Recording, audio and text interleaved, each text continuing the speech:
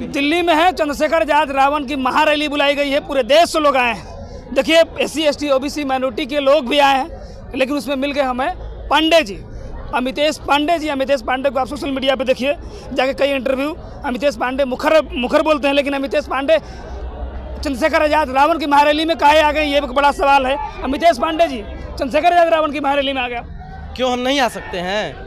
भारत का संविधान हमें इजाज़त देता है कि देश के किसी भी कोने में घूम सकते हैं, विदेश घूम सकते हैं। नरेंद्र मोदी जी जब अमेरिका घूमते हैं, रूस घूमते हैं, यूक्रेन घूमते हैं, तो आप उनसे सवाल नहीं पूछते हैं कि आप काहे रूस, यूक्रेन और अमेरिका घूम रहे हैं। आप अमितेश पांडे सवाल पूछ रहे कि आप चंद्रशेखर रावण की रैली में काहे आ गए? सवाल तो है ना। देखिए सवाल का जवाब हम दे रहे हैं। जब हक और अधिकार की बात आए तो निमंत्रण नहीं मांगे जाते।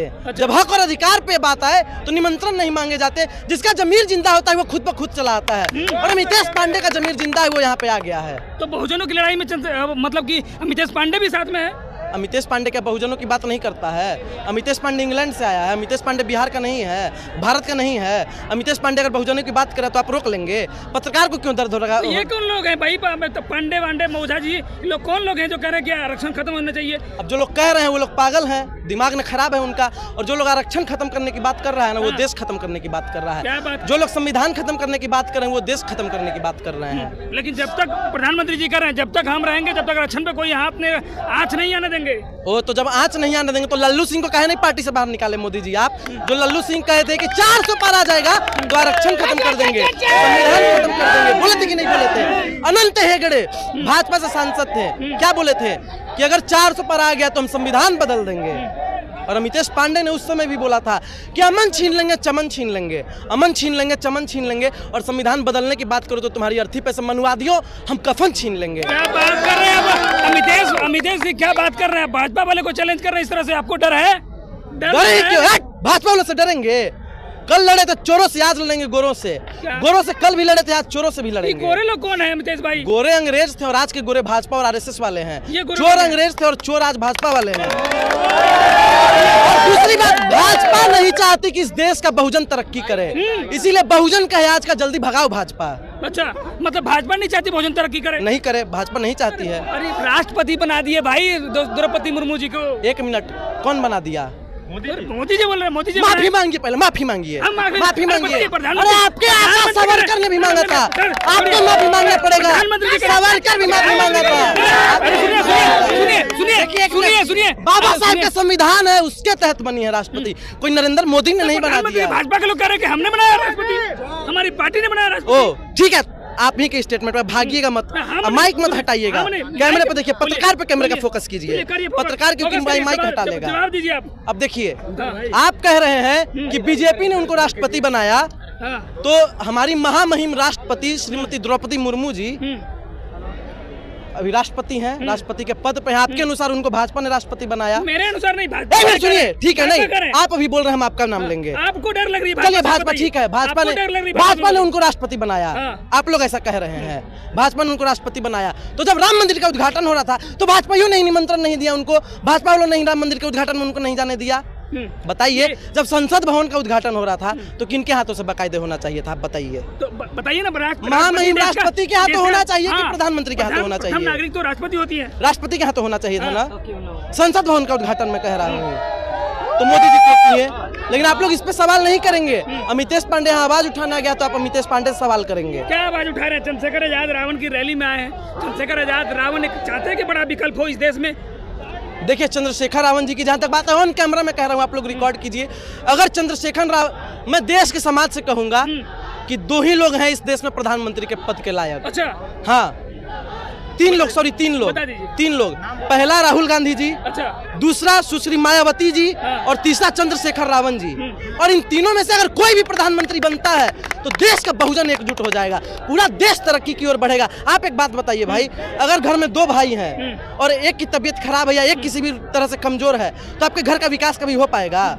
नहीं हो पाएगा। अगर आपका भाई बीमार है या कमजोर है तो आप जो भी कमाइएगा उसको सुदृढ़ बनाने में ही सारा खर्च हो जाएगा, तो कभी विकास नहीं हो पाएगा।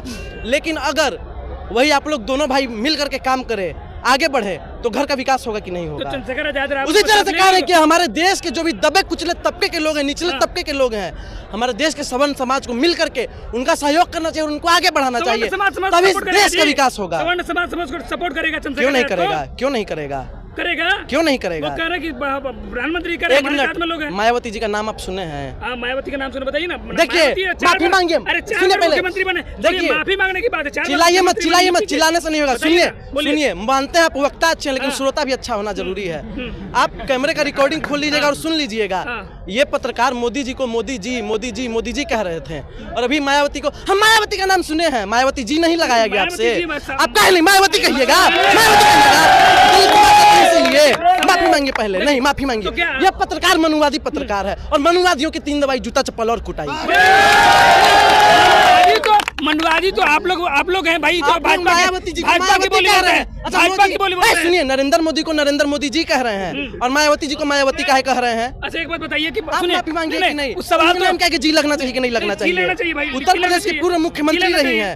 जी लगना चाहिए, लगना चाहिए नहीं, लगाना पड़ेगा और लगना चाहिए, लगवाएगा, लगना चाहिए। आप बोलिए मायावती आप जी बताइए, जिंदाबाद, आप आप बोलिए बताइए। मायावती जी अरे जिंदाबाद। आप बताइए, आपके देखिए, आप पत्रकार पांडे जी नहीं हैं, बताइए। बोलेगा, नहीं बोला क्योंकि भाजपा का एजेंट कोई ना, है। बताइए आप पांडे जी हैं, पांडे जी हैं। अरे आप पांडे जी हैं, देखिए एक बड़ा सवाल है। हाँ, बड़ा चंद्रशेखर सवाल। आजाद रावण के नेतृत्व में कहते हैं कि चंद्रशेखर आजाद रावण 85% का नेतृत्व करते हैं, उसमें से खासकर कर रहे हैं कि स्वर्ण समाज को छोड़ देते हैं, स्वर्ण समाज की राजनीति नहीं चाहते, कौन कह रहा स्वर्ण है? समाज का विकास नहीं रावण जी ने आज चाहते। तक कहा है, कौन कह रहा है? चंद्रशेखर रावण जी ने आज तक ऐसा कहा है कि सवर्ण समाज का विकास मैं नहीं चाहता हूँ? अगर कहा है तो आप दिखा दीजिए।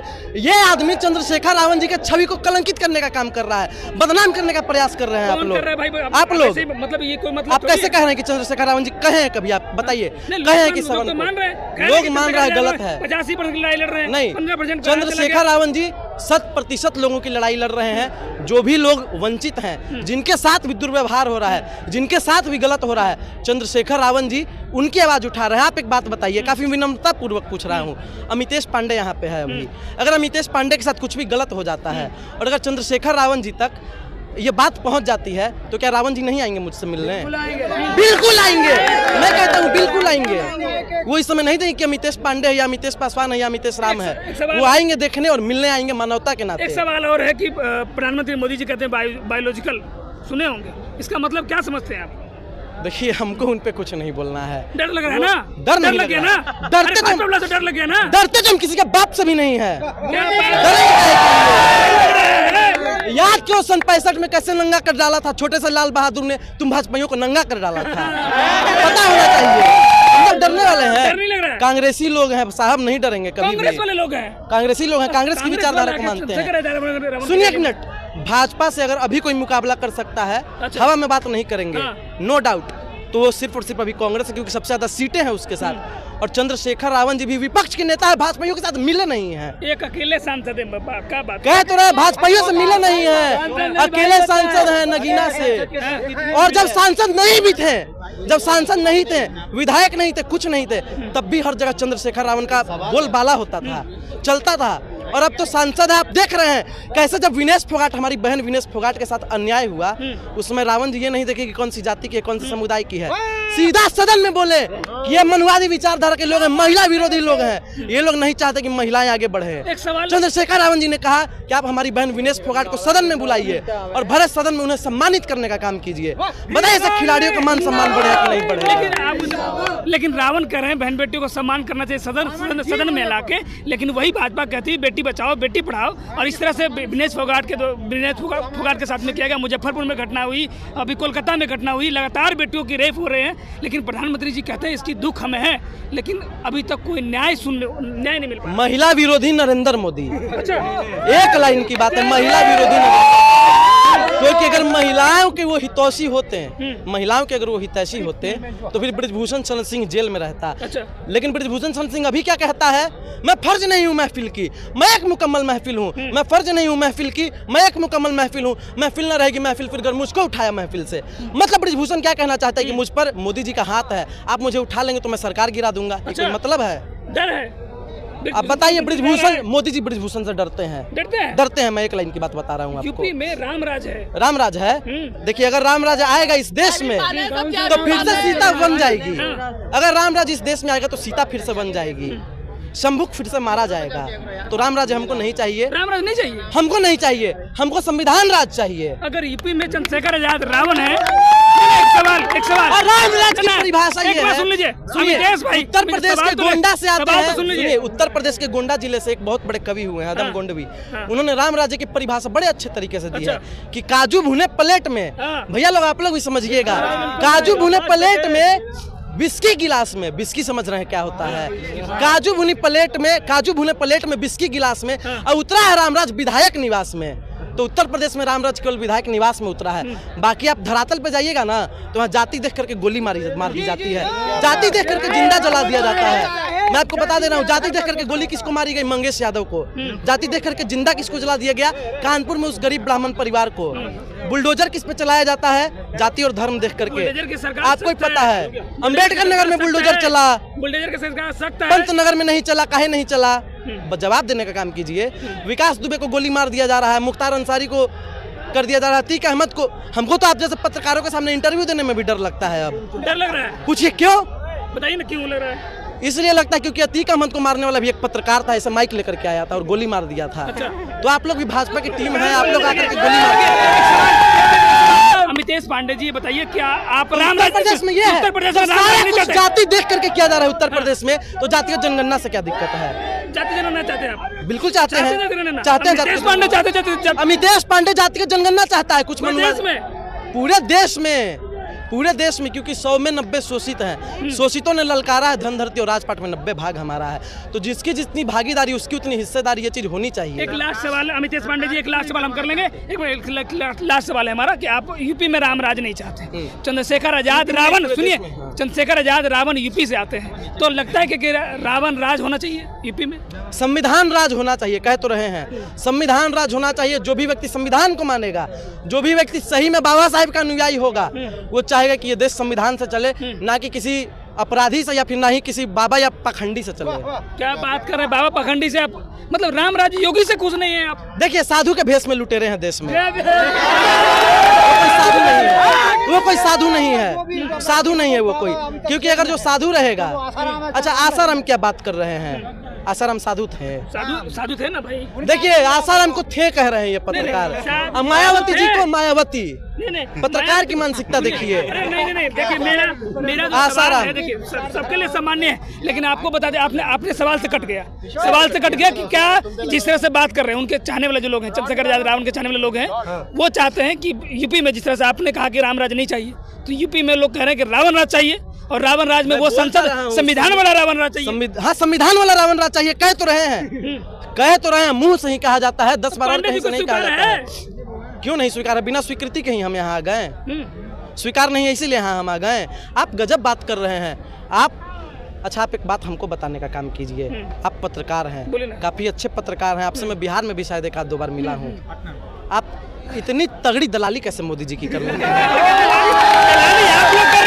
दलाली आप लोग कर रहे हैं। दलाली क्या कह रहे हैं? दलाली आप लोग कर रहे हैं भाई। ओ दलाल ने ईमानदार को दलाल कह दिया, दलाल ने ईमानदार को दलाल कह दिया और अपनी दलाली पे कमाल कह दिया।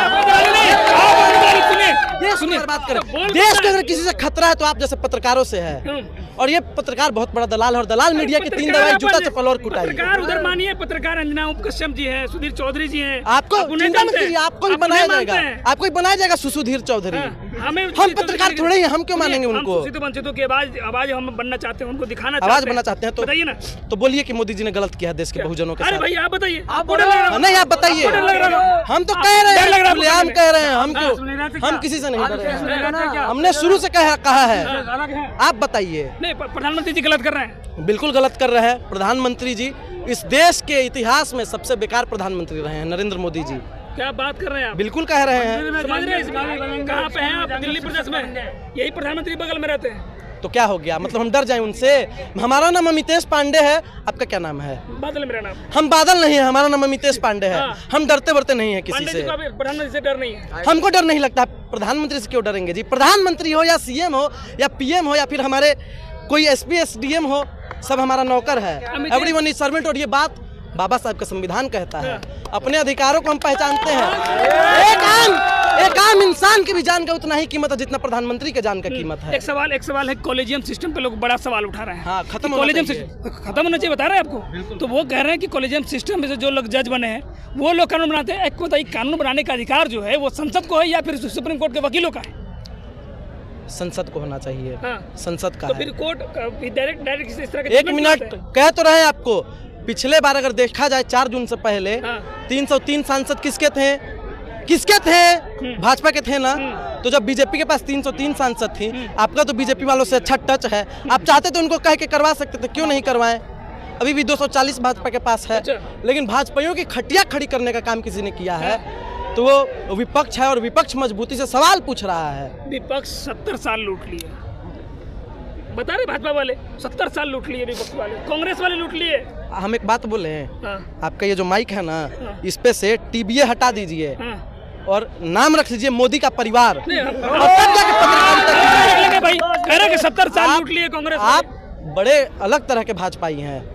ऐसा भाजपाई हमने कभी नहीं देखा। भाजपाई है, देखिए देखिए डलहौजी जो डलहौजी ना कर सका वो ये काम कर देंगे, जो डलहौजी ना कर सका वो ये काम कर देंगे। इनके हाथ में माइक दे दो साहब, ये पूरे देश को नीलाम कर देंगे। नीलाम तो 70 साल में, नीलाम तो कह रहे भाजपा वाले 70 साल में कर दिया कांग्रेस वाले ने। अब इनको देश नहीं देना है। ये जो शर्ट आप पहने हैं ना, ये कांग्रेस का ही देन है। ये जो माइक आप लेके खड़ा है ना, ये कांग्रेस का ही देन है। संविधान भी लिखा गया था कांग्रेस के समय में ही। अच्छा। और भाजपा संविधान खत्म करने की बात कर रही है, लेकिन अब भाजपा से सवाल नहीं पूछेंगे, सवाल पूछेंगे कांग्रेस से, सपा से, उसके बाद भीम आर्मी से। लेकिन आप जाके भाजपा सवाल नहीं पूछेंगे, क्यों? दोस्त एक सवाल अच्छा, मैं भी आपसे करना चाहूंगा सर, आपका क्या नाम है? अमितेश पांडे। अमितेश पांडे जी, क्या पांडे जी ने थोड़ा सा पूजा करने का ठेका ले रखा है और बहुजन समाज ने माइक उठाने का ठेका लिया हुआ है? अभी आप बार बार बहुजन मीडिया को या सोशल मीडिया को दोषित। हमने बहुजन मीडिया या सोशल मीडिया का नाम नहीं लिया। तो जब आप हमने मीडिया बोला की कि बात वैसी कर रहे मीडिया हैं, जो तो वही मोदी तो जी बात की आई बात ना। कर रहा है। जी, एक मिनट, मैंने मोदी जी पे सवाल उठाया, मोदी जी पे बात किया, तो आपको मिर्ची क्यों लग रहा है? एक लाइन का जवाब दीजिए नहीं, इसका। मोदी जी के ऊपर आप बोले, खूब बोले, क्योंकि हर एक किसी का बोलना हमारा अधिकार है, बाबा साहब है, के हमारा संविधान में अधिकार से आप दिया बोलो है। ना, हमें हाँ। मिर्ची क्यों लगेगी? हम तो आपकी मिर्ची को दूसरे के पिछवाड़े में लगाने का काम कर रहे हैं। बिल्कुल। आप उल्टा हमें ये कह रहे हैं कि नहीं भाई आपने ये काम कर दिया। नहीं तो आप जो है तथ्यों पे सवाल कीजिए, बिल्कुल कीजिए। आप कह रहे हैं कि मोदी जी ने अधिकार दिया है देश के बहुजनों को, मोदी जी ये कर रहे हैं, मोदी जी वो कर रहे हैं, मोदी जी ने राष्ट्रपति बना दिया। यहाँ तक अब हम कैसे बर्दाश्त कर लें? बाबा साहब के संविधान ने दिया है ये अधिकार कि कोई भी चुनाव लड़ सकता है, कोई भी विधायक बन सकता है, सांसद। आप लोग ही तो नहीं मान। कौन नहीं मान रहा है? आप लोग। किसी के नहीं मानने से होगा। भारत के संविधान ने अधिकार दिया है, भारत के संविधान ने अधिकार दिया है। भारत के संविधान ने अधिकार दिया है, पर बनिया पंडित ब्राह्मण जो है वो इस अधिकार को मान नहीं रहा है। और ना मानते हुए आप लोग जो है वो बहुजन समाज के 85% लोगों पे शोषण कर रहे हैं। ऐसा क्यों कर रहे हैं फिर आप लोग? एक मिनट। आप लोग पूरी अपनी टीम बोल निकाल लीजिए करके, पहले। आप लोग अपनी पूरी एक टीम निकाल करके अपनी जमात को बाहर निकाल करके समझाने का काम क्यों नहीं करते हो? एक रुक सेकंड, जाइए, रुक जाइए। नहीं सवाल सवाल का जवाब उन्हें दो। बारी बारी से अब फिर से सवाल पूछिए आप। मेरा सवाल ये है कि आप लोगों ने बनिया पंडित ब्राह्मण जितने भी है, ठाकुर समाज है, जितने भी जो अपर कास्ट के लोग कहते हैं इन्हें, ये अपर कास्ट के लोगों ने क्या ठेका ले रखा है कि बहुजन समाज के या 85% लोगों के लिए जो शोषित हैं, जो अल्पसंख्यक हैं, उन लोगों को मारने पीटना या उनका शोषण करने के लिए अधिकार तुम्हें किसने दिया है? भैया शायद आपको जानकारी नहीं है, मैं बिहार से आता हूँ और बिहार में आप देख लीजिए सबसे ज्यादा SC/ST एक्ट कौन से जाति के लोगों पे है। फिर आप बात कीजिएगा एक भी ब्राह्मण पे होगा तो आप बताइएगा। वो तो बाबा सबसे ज्यादा SC/ST एक्ट किस पे है? बाबा साहब किस के पे है? अधिकार जो किस पे मिला है? है, उसी के किस पे अनुसार है? तो मिला है आप ना। नहीं बताएंगे आपको डर है क्या? किस आपको पे डर है है? क्या? बताओ आप किस पे है? आपको डर है क्या? सबसे ज्यादा आपको बता रहे हैं OBC समाज के लोगों पे सिर्फ है। आपको ही तो नहीं है डर, आपके समाज के हमको सब कोई लोगों डर को तो नहीं डर है ना। किस बात से डर रहेगा? आरक्षण से। आरक्षण से कहाँ से डर और क्या? रहेगा? आरक्षण अगर मिल रहा है इस देश में तो अच्छी बात है, खुशी तो की फिर बात है, ताकि जो निचला तबका आपकी है जमात वो जो भी है, आगे आपकी बढ़ेगा। जमात जो है वो इस पे कुटारा आगार क्यों कर रही है? फिर वो सुप्रीम कोर्ट से क्यों आग्रह लगा रही है? आपकी सरकार जो है, जो बीजेपी सरकार, वो हमारी सरकार नहीं है, आपकी तो सरकार है। आपने वोट नहीं दिया बीजेपी तो आपकी पत्रकारों की नहीं हुई। सरकार है, बीजेपी पत्रकारों की सरकार और वो है। सोशल मीडिया नहीं है, जो पत्रकार है वो सोशल मीडिया नहीं है, वो स्ट्रीम मीडिया है, जो बिकाऊ मीडिया है। हम उसका भी बिल्कुल खंडन करते हैं। बिल्कुल बोलते हैं कि जो गोदी मीडिया है वो बेकार है। बिल्कुल है। चलिए बहुत और अच्छी बात मोदी बोली का आपने। मोदी की खरीदी हुई हम खुद कहते हैं, हम खुद चैनल वाले कहते हैं। और बताओ, आप कह रहे हो ना कि चैनल वाले डरते हैं, चैनल वाले ही नहीं डरते हैं, इसीलिए भारत जैसे भाई और हम जैसे भाई यहाँ पर खड़े हुए हैं और आप लोगों से सवाल कर रहे हैं हम लोग। बिल्कुल सवाल पूछना चाहिए, सवाल पूछना एक सच्चे पत्रकार का। गोदी मीडिया की तरह नहीं है जो पैसा लेकर के सिर्फ उसी की बात कर रही है और चाटुकारिता वाली बात कर रही है। चाटुकारिता और चरण चुम्बन जो पत्रकार करता है उसे पत्रकार कहलाने का भी हक नहीं होना चाहिए। और मुझे काफी खुशी हुई कि आप अच्छे पत्रकार हैं और बेबाकी से सभी मुद्दों पे साफ साफ सवाल पूछ रहे हैं, ये काफी अच्छी बात है। हम क्यों डरेंगे किसी बात से? लग रहा है कि आपके फेस पे डर है। पूछिए, आप सवाल पूछिए। आप बहुजन समाज के लोगों के बीच में खड़े हैं इसलिए तो नहीं है डर आपको? गजब हाल है। बहुजन समाज की ही बात कर रहे हैं। आप देख लीजिए, कैमरा दिखाते हैं, सभी लोग प्यार करते हैं अपने लोगों की, सभी लोग हमसे प्यार करते हैं। आप अपने लोगों की बुराई भी नहीं कर रहे हैं। कहाँ हमने नहीं बोला, हम तो बोल रहे हैं। पर पांडे कास्ट की या जनरल ओबीसी, आप बताइए क्या सवाल आप पूछिए, कैटेगरी का तो कुछ नहीं आप कर रहे हैं। सवाल पूछिए, हम जवाब देंगे। ये बताइए जो ये शोषण होता है बहुजन समाज के सभी लोगों के ऊपर, जो शोषण होता है उस बिरादरी को, उस जाति को, उस धर्म के लोगों को आप समझाने का काम क्यों नहीं करते हैं? हम बोल रहे हैं, मंच लगाए, हम बता रहे हैं। हमारी इंस्टाग्राम आईडी है मितेश पांडे पटना नाम से, आप लोग जाइए और उस पर क्लिक कीजिए और देख लीजिए कि मैंने आवाज उठाया है कि नहीं उठाया है। मैं हर मुद्दे पे मंच लगाया है आपने, आप देख लीजिए। कितने आंदोलन बता रहे हैं पूरे देश में अपने लोगों को समझाने के लिए कितने आंदोलन किए हैं? मैंने कई सारे आंदोलन किए। हमारी बात आप सुनिए, सुनाइए। हम आर्थिक रूप से हर कोई मजबूत नहीं होता। हमारी जहाँ तक बात है, आप हमारी इंस्टाग्राम आईडी देखिए। बहुजन समाज को जानते हैं? बिल्कुल जानते हैं। बहुजन समाज की तादाद को जानते हैं? बिल्कुल बताइए। बहुजन समाज के पैसे को जानते हैं? बताइए। हाँ, पैसे को जान रहे हैं। अगर बहुजन समाज एक हो जाए, अगर बहुजन समाज एक हो जाए और एकजुट हो जाए तो अच्छे अच्छों की खटिया खड़ी कर सकता है। आप अपने समाज को समझाने की कोशिश करें, बहुजन समाज आपका साथ देगा। बिल्कुल, हमने बिल्कुल कोशिश की है अपने समाज को समझाने की। आपको याद होगा बिहार में एक मुद्दा उठा था, रामचरितमानस की एक चौपाई थी। सवाल कर रहे हैं। नीतीश भाई, आपको लगता है कि ब्राह्मणों का अधिकार सिर्फ मंदिरों पर नहीं होना चाहिए, हर जगह होना चाहिए? नहीं, हर जाति का अधिकार हर जगह होना चाहिए। हर जाति का आदमी, आपको बता देते हैं, बिहार के महावीर मंदिर में लालू प्रसाद यादव जी ने एक महादलित वर्ग के व्यक्ति को पुजारी बनाया था। और आप लोगों का संपर्क होगा या नहीं होगा उनसे? शंकराचार्य क्यों नहीं बनाया? 4 में से 1 क्यों नहीं बनाया? भैया हमारे हाथ में आंदोलन करा। एक मिनट, हमारे हाथ में कहां से? हाथ में कुछ है? आप हमारी बात सुनिए। बोल रहे हैं फिर आप? इसी चीज को तो बदलना है, इसी चीज को बदलना है। आंदोलन करो ना। हम लोग बात करते हैं हर जगह, हम लोग चौपाल लगाते हैं, कार्यक्रम करते हैं। करके आपको ज्यादा से ज्यादा 1000, 2000, 50,000 या 1 लाख आदमी देख लेगा और वो भैया एक मेरी बात आप समझिए, कॉल कर देगा। आप मेरी बात समझिए। अगर लगाते हैं आप बोल लीजिए, अब सुनिएगा। और चंद्रशेखर जैसे भाई आप सुनिएगा एक सेकंड भैया, एक सेकंड। अब आप हमारी बात सुनिएगा 2 मिनट चुप रह करके। आप ही की सुन रहे थे अभी तक हम, तो अब 1 मिनट और सुन लीजिए, सुनाइए। घटेगा नहीं कुछ उसमें। हम कह रहे हैं, अगर हम देखिए सूर्य नहीं बन सकते, सूर्य बन के पूरी पृथ्वी को उजाला नहीं दे सकते, लेकिन एक स्ट्रीट लाइट बन के कम से कम अपने गली को उजाला दे सकते हैं, तो हम वही काम कर रहे हैं। हमसे जितना बन पा रहा है, हर जगह पे, हर चौक चौराहे पे, हर गली में, हर मोहल्ले में, हर घर पे जा रहे हैं और बहुजन क्रांति को जगाने का काम कर रहे हैं और बता रहे हैं कि आप लोग अपने हक और अधिकारों से परिचित रहिए, अपने हक और अधिकारों को पहचानिए। आपको जानकारी नहीं होगी साहब, लेकिन मैं बता देता हूँ कि बिहार में एक जाति है मुसहर समाज, जिसकी 90% से ज़्यादा 90% से ज़्यादा जो भागीदारी है वो अभी भी शिक्षा से वंचित है। दूसरे के खेतों में काम करने का काम किया करती है, उनके बच्चे शिक्षा से वंचित है।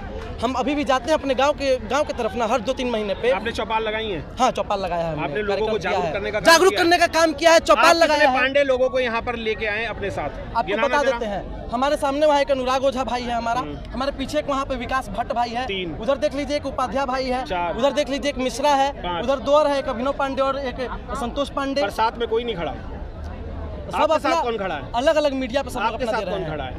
मैं अभी बुला देता हूँ। आपके साथ कोई नहीं है ना? सब खड़े हैं मेरे दोस्त। मैं आपको एक बात बताना चाहूँगा, हमारे समाज को समझाने की जरूरत नहीं है, समझा हुआ है।